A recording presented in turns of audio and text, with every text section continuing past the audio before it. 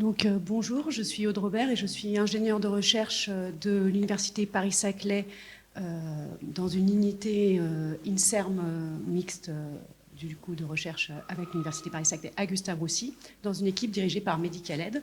Donc, je suis accompagnée de Justine Del Rio, qui est technicienne, et donc de Elisa Stubbs, qui est bientôt docteur, puisque son projet a eu la chance d'être financé par les entreprises contre le cancer l'année dernière. Et donc au laboratoire, on s'intéresse au mélanome cutané, qui est un cancer qui se développe à partir des cellules responsables de la coloration de la peau, donc les mélanocytes. Et en fait, ce cancer forme des taches sombres à la surface de la peau, saine, ou peut se développer à partir de grains de beauté préexistants. Donc en fait, bien que ce cancer représente moins de 2% de tous les cancers de la peau, c'est celui qui est responsable du plus grand nombre de décès.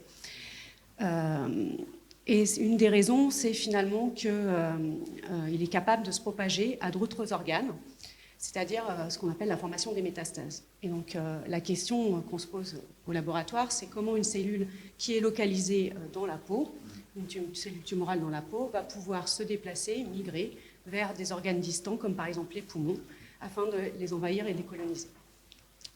Et nous, le projet pour lequel les entreprises contre le cancer nous soutiennent cette année, a pour étude, concerne le gène NFAT5, qui est donc, que nous avons identifié comme étant important pour l'invasion des cellules tumorales, des cellules tumorales de mélanome, pardon, excusez-moi, je ne vais pas y arriver.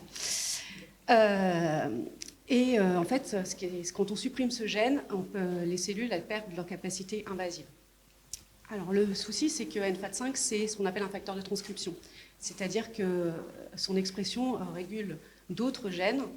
Et donc finalement, si on cible NFAT5, on va effectivement peut-être empêcher l'invasion des mélanomes, mais on va aussi toucher plein d'autres voies, donc avoir des effets secondaires.